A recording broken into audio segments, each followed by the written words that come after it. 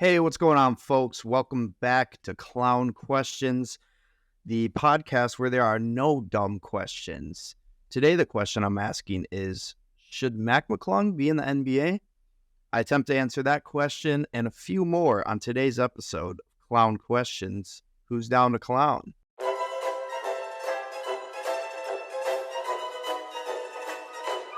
That's a clown question, bro.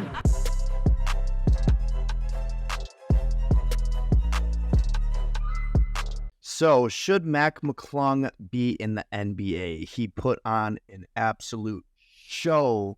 He was a showstopper Saturday night in the dunk contest. Was it nearly as good as last year's dunk contest? No, but he had some very creative dunks. And while he got a 50 for jumping over Shaq, I think his best dunk of the night was actually the first one where he threw the ball to himself, caught it, and dunked it. That was... He alluded to it before, saying he was going to do a dunk no one has tried before, and that was it. The blind judges, I genuinely think, didn't see that he threw the ball and caught it to himself, because otherwise that would have been a 50, and like I said, dunk of the night. But does a dunk contest, the success in the dunk contest, translate to being talented enough to play in the NBA? That's obviously the question here. And the answer is maybe.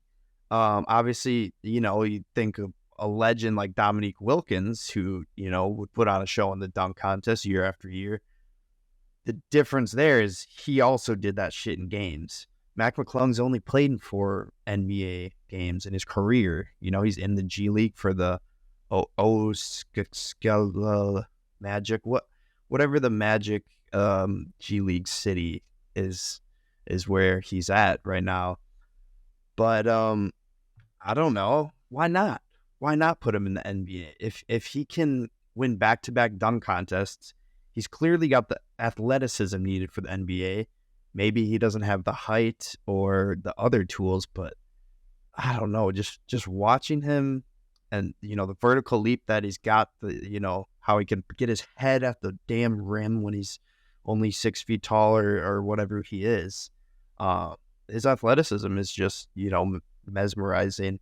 But, we'll see. Hopefully he gets a chance in the NBA so we can see if, that sort of, dunking athleticism can translate to NBA. Like I said, he's only played in 4 career games, but he is averaging 8, 3, and 2 in those games. So I say, fuck it. Give him a shot. Someone pick him up and get him some minutes, because he's clearly talented. It's just he just hasn't gotten the shot yet. He's got to play in more games for us to truly know what he is. I think he won G League MVP. So, hopefully he's on his way to the league, and hopefully we can see some in-game dunks of his coming up here soon. Now, while watching the dunk contest from the sideline, Joel Embiid tweeted and posed a question, not even a question, it was a statement, where he said, based on watching this, I could absolutely win the dunk contest. And while I don't think he would beat Mac McClung, I do think he could win a contest. And the reason I say that is because if you watch the All-Star game, while Dame Lillard won MVP, Karl Anthony Towns who would have won MVP had the West not got blown out. And, in addition to his 50 points, Cat put up, more than a few flashy dunks, dunks that make me think Cat would be entertained in a dunk contest. I think maybe he's already been in one. But alas, yeah, Embiid could win a dunk contest as long as Mac McClung's not in that dunk contest, because McClung is an elite showman and dunker, as I've been rambling on to start the podcast. But yeah, I'd like to see Embiid in the contest. And another tweet that I really enjoyed from him was he pointed out the fact that Kenny the Jet Smith was drunk as fuck Saturday night. I thought it was funny just listening to Kenny, absolutely unhinged. He doesn't have to be as buttoned up as he is on TNT, which he's not very buttoned up at all to start with. But he saw Shaq putting on the McClung jersey. It looked a little skinnier than usual, and he dropped the Ozempic joke. So I'm hoping Shaq gave him one over the head for that. Because I feel for my overweight brethren like Shaq. Maybe I need to get some Ozempic, Mom, if you're watching. Well, um, moving on. Staying with the All-Star Weekend, what were the highlights from this All-Star Weekend? So yeah, Dame won MVP. Cat had 50, as I said. Celebrity game, didn't watch. It was interesting to see how Kai Cenat prepared for that game. And he even had the extra motivation of Ruby Rose telling him, you better go out there and drop 30 for me tonight. I think he had like 8. But yeah, Micah Parsons ends up winning MVP in the celeb game. So congrats to him. That's probably the only MVP and probably the, most significant game him and the Cowboys will win. As we've seen from the wild card matchup with the Pack. Another thing I loved from All-Star Weekend was Anthony Edwards doing the skills challenge, completely left-handed. Stare at that thing like Shaq after shattering a backboard. But yeah, it's not to be taken seriously. Obviously, this weekend was an all-time record for points in the All-Star game. I think the East put up like 206, which was another record. But yeah, just a fun weekend. Shout out to Sabrina Ionesco. Nearly beat Steph Curry, the greatest shooter of all time, only lost by 3 threes. She was shooting from the NBA line. She could have won the regular 3-point contest. She damn near beat the GOAT of shooting. But I guess Dame Lillard won that contest with 26, and that's what Sabrina had against Steph. So maybe we do a meld of a WNBA NBA 3-point contest in the future. That would be fun to watch. And just imagine next year, no disrespect to Sabrina, but imagine how fun it would be watching Caitlin Clark versus Steph. I think that'd be pretty entertaining. But yeah, that's All-Star Weekend. And speaking of Caitlin Clark, we have to ask this question. I asked like 3 or 4 GOAT questions last week, so you guys are probably tired of this topic. But I have to ask the question, is Caitlin Clark the GOAT? She recently became the all-time leading scorer in women's college basketball history. So congratulations to her. It's an incredible feat. But is she the GOAT? No, she's not the GOAT. I do think she's arguably the most talented player we've ever seen in women's college basketball. But to be the GOAT, you need one of these. And I'm not flipping off the camera. I'm pointing to my ring finger. She doesn't have any rings, but I would say if she gets one with Iowa this year and then goes to the WNBA, you could arguably say she is the GOAT. But yeah, you got Cheryl Miller, Diana Taurasi, Candace Parker. While none of them have as many points as Clark.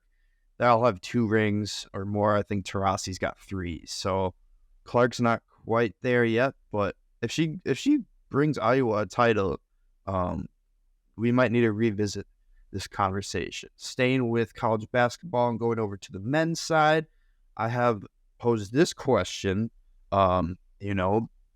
before March Madness starts. Can UConn repeat? My answer is no. Not because I don't think UConn's talented, not because I think they, aren't going to be able to go through that gauntlet, but because going through that gauntlet 2 years in a row is hard as fuck. I would argue that repeating in college basketball is the most difficult sport to repeat in. We just saw the Chiefs do it. We've seen in baseball all the time. We've seen in the NBA. But when you got a 68-team field and you're in a single elimination tournament, everything has to go perfectly for you. And I don't see that happening for UConn again. Obviously, they had the magical run with Kemba Walker, the magical run with Shabazz Napier, but there was a gap between that. I think UConn can win another one in the future, just not this year. Like I said, what are the odds of going through that single elimination tournament 2 years in a row? It hasn't been done since Florida in 2007, that dominant team with Joakim Noah and others. But yeah, sorry Huskies, y'all ain't repeating this year. Another team that's not looking to repeat, but looking to get their second title in a few years is the Milwaukee Bucks. And that brings me to my first year interruption segment.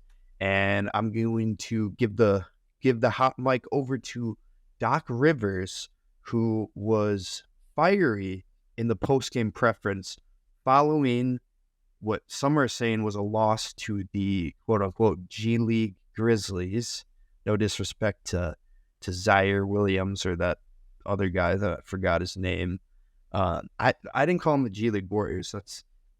That's straight from Ploff Warrior. So you can hit him up and complain to him if you're a Grizzlies fan. But yeah, here's Doc Rivers after that somewhat embarrassing loss. We gamble for the 50th time in the corner. Guy drives. We have to help, leads to a three. We come back in this on our set. Two guys forget what we're running. Then we miss the shot, and then nobody gets back. That's how we start out the third quarter. That tells you all you need to know about where our heads were. We had some guys here, and we had some guys in Cabo. I mean, that's an all-time quote from Doc Rivers. Some guys were here, some guys were in Cabo. That begs the question, obviously, who was in Cabo? I mean, surely he couldn't have been talking about Giannis, who had 35, 4, and 12. He must not have been talking about Damian Lillard, who had 24, 5, and 7. But could he have been talking about Giannis? I don't know how much stock we should put into plus minus numbers, but Giannis was minus 14. And another thing that I should bring up is another bombshell quote from a Buck. And that was from Giannis this All-Star weekend. And the quote reads as this: "I just do not watch basketball. Stats, highlights, how people play, I have no idea. And I love it. I love when I go to the game and have no idea who I'm playing and what they do. Makes it harder." Wow. It seems like we got a little sprinkle of Kyler Murray and Giannis's personality there. So I guess before, he got to the arena that night, he didn't even know he was playing the Grizzlies, yet he had no clue. So maybe it's Giannis's fault. But, of course, Giannis was not in Cabo. He did not go to Cabo this weekend. He went to Indiana, which is way worse, obviously. So if it wasn't Giannis in Cabo, Dame's an all-star. Dame wasn't in Cabo. Who could it have been? Could it have been plus minus negative 16? Patrick Beverley? Perhaps. But this is where I would disagree with Doc. I agree maybe Pat Bev's head wasn't in the game, but it wasn't because he was thinking about going to Mexico. It was because he was tired. Why was he tired? Because he stayed up late. And why was he staying up late? Because he drove his ass over to the Barstool Chicago office, only an hour and a half drive, but 3-hour round trip. He pulled up at 2 a.m. the day before. And he tried to help Barstool hit 41 free throws in a row. I'm sure he hit some. He pulled up with the Happy Meal, and then he split. But that's, 3 hours of driving. Why are you pulling up to Chicago? I get it. You're a Barstool employee. You want to support your fellow man, and you want to help them, achieve that challenge. But yeah, the guy who was in Cabo, turns out he was in Chicago. And Pat Bev, I'm going to put this one on you. And as much blame as we want to give to Coach Doc Rivers, maybe this Grizzlies loss is on Coach Pat Bev, who was not out late partying, but was in Chicago to shoot some meaningless free throws. Well, they weren't meaningless. I don't know the DraftKings result of that. But, I mean, you got a game the next day, kind of tomfoolery to leave your city and go down to your second job when, you just got one more game left until the break. So, yeah, just a quick joyride for Pat Bev the night before the night of his game. And that's all I'm going to say about that. I'm going to get on to the next segment, which is pass or play. As I take a sip, I think about the first pass or play Matthew Slater to the Hall of Fame. Toxic Future, who recently rebranded as Hendrix, is going to kill me for this take, but that fucking plays. Yes, I believe Matthew Slater belongs in the Hall of Fame. Listen to this. He's got 10 Pro Bowls. He's got 3 rings. And Toxic would also say Devin doesn't belong in there. But if Devin Hester can make the Hall of Fame, Matthew Slater should. Devin, greatest returner of all time. And Matt Slater is the greatest non-returning special teams player of all time. So put him in the Hall of Fame. I don't give a fuck that he only has 1 career reception. He deserves it. He was integral part of, obviously, 3 of those championships for New England. Moving on, pass or play, Machine Gun Kelly's new tattoos. I'm going to pass. I don't know if I'm in a position to comment on it, but if you don't know what tattoos I'm talking about, just go Google it. And it's pretty shocking what Machine Gun Kelly decided to do with his new twos. But yeah, I'm going to pass on that. I don't know how to comment on that. And yeah. The next one, it's ridiculous what he got. I'm not gonna say it. Like I said, I'm not gonna comment. I'm gonna move on. Pass or play, One Love. Play. That absolutely plays. I haven't seen it, but obviously One Love is the Bob Marley movie, the biopic or biopic. I still don't know how to say that word. Is it biopic or biopic? Either way, as a fellow stoner, I think it's my duty to go watch and support Bob and his people. So yeah, play it. And if any of my friends are seeing this part of the pod, let's go see One Love, because it sounds fire and would be great pairing with a cart rip. Next one, pass or play, Curb Your Enthusiasm. That plays. Clearly, you can see I'm very light on sports content this week. I could get into college basketball, but I don't know a ton. The football season just ended. Give me a break. I got to get into conference championship week, and before that, got to get into the end of the regular season. But yeah, play Curb Your Enthusiasm. Actually, reminds me, I got a new episode to watch, even though it came out a couple days ago. But all-time sitcom, the greatest sitcom of all time.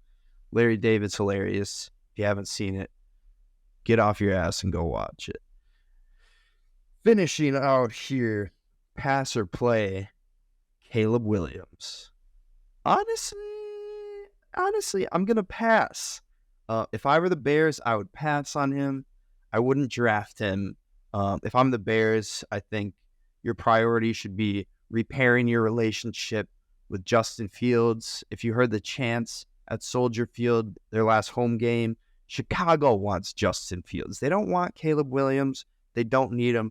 Fields is far more talented, far more polished. He's a better passer and better at everything than Caleb. So please, Bears, let Fields get another contract. He has so much more, not more left to prove, because like I said, he's amazing and he should be their quarterback for the next decade. So yeah, give Caleb Williams a pass. You don't need him. Bears, he's a bust. All right. He's a bust and he's not worth your time. But you know what is worth your time? The motherfucking Goosebump moments of the week. Let's get into it as soon as this little circle on my screen stops buffering. I probably should have preloaded it, but I'm a novice at this, as you can't see my setup, but it looks pretty hilarious. Damn, I should have preloaded. It's still loading, yo. I'm sorry. And I'm also sorry for not cutting this out of the podcast. But that's how a podcast works. It's one take. One take Drake. Ah, come on. What the fuck? If you haven't clicked away by now, you're a real one. You're fucking real as fuck for that.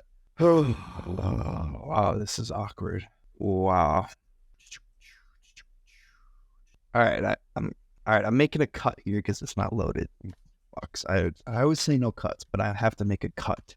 All right, as I stated, I'm kind of pissed off that I had to make a cut there, but because I prefer to make these first try Friday, but found the solution, and it's on my phone. And let's get into it. The Goosebump moments of the week. Coming in at number 5, Tyrell Ward for LSU.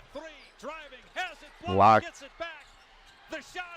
Tyrell, the guy that got blocked, oops it to Ward. He hits it at the buzzer.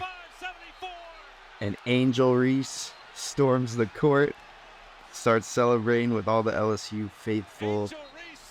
And yeah, what a win over number 17, Kentucky, for the Tigers.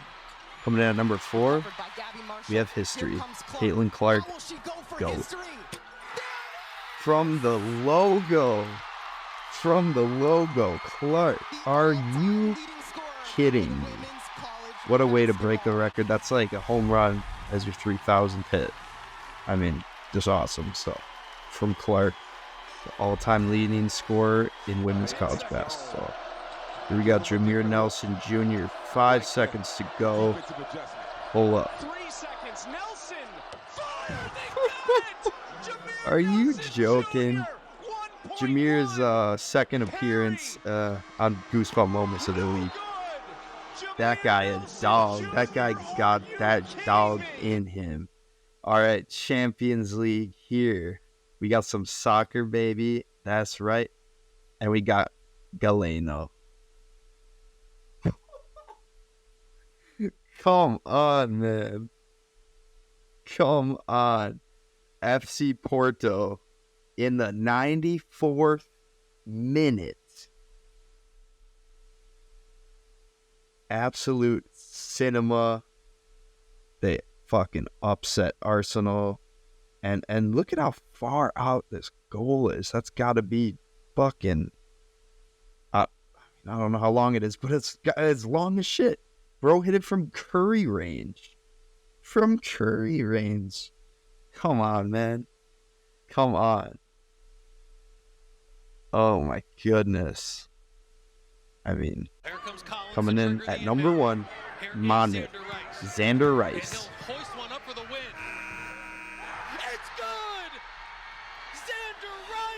You're joking. Falling away out of bounds.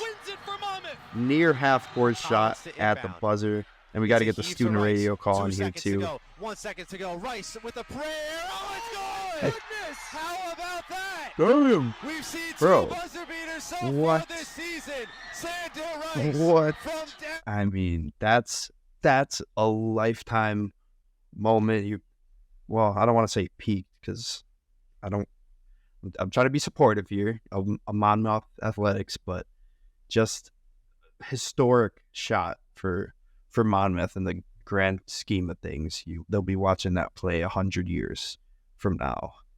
But yeah, finishing out the show, something a little different this week. No game preview, but I do have a game of the week, and that game is Friday night, Bucks Timberwolves.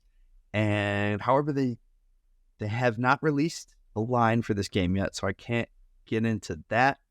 But as far as this game goes, give me the Timberwolves money line or any spread. I don't care if they're -8. Give me the T-Wolves. The Bucks defense is atrocious. Doc Rivers, like Goose alluded to in episode 2, Doc Rivers is a choker. Come on, Rivers is 3-7 since he started out with the Bucks. So you're telling me he's beaten the 1 seed in the West, Timberwolves? Ain't gonna happen. And if the All-Star game is any indication of how this league will end up, which it's not, then Cat is gonna wipe the floor with